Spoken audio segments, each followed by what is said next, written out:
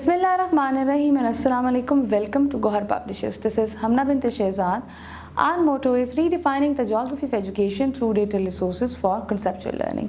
Dear teachers and dear students, आज की इस वीडियो लेसन में हम देखेंगे Gauhar English for the grade 7 का unit number 3 and the title of unit is a nation's strength, यानी कि एक कौम की ताकत। इस लेसन को स्टार्ट करने से पहले हम सबसे पहले देखेंगे एसएलओस। तो जैसे कि आप स्क्रीन पे देख सकते हैं page number 28, after completing the unit the students will be able to predict the content of a text using prior knowledge and context clues, develop the ability to pose rhetorical questions for a range of audience, ask and answer simple and higher order questions to guide assessed reading, use knowledge of previously learnt rules of silent letters in tricky words and learn to read new words।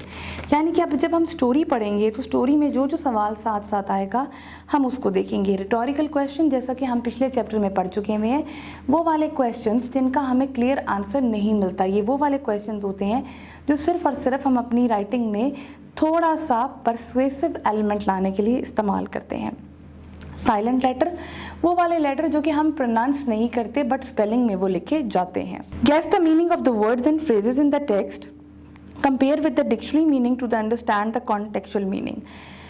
Text में जो उसका meaning है, क्या ये वो आपका literal meaning ही आ रहा है या डिक्शनरी में उसका मीनिंग फ़र्क है, उसको कंपेयर भी करना है। Now discuss a larger text to recognize each paragraph as a separate meaningful unit of expression with its own topic, sentence and supporting details. Use summary skills to extract silent points, demonstrate the use of the pronoun antecedent agreement, use a dictionary to locate guide words, entry words, pronunciation, syllable division, definition, syllable division and abbreviation for the part of the speech। यानी कि अब हमने इस जो भी text हमारे पास होगा उसको पढ़ के उसकी समरी यानी कि मेन पॉइंट्स भी लिखने हैं।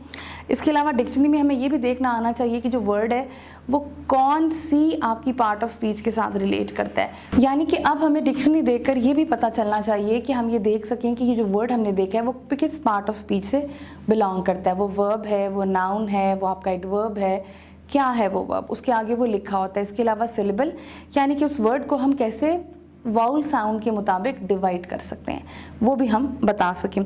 इसके अलावा हम पहचान कर सकें कि ये जो प्रोनाउन हमारे पास आ रहा है वो एग्रीमेंट के मुताबिक कौन सा एंटीसीडेंट की कैटेगरी में आ रहा है, ये भी देख सकें।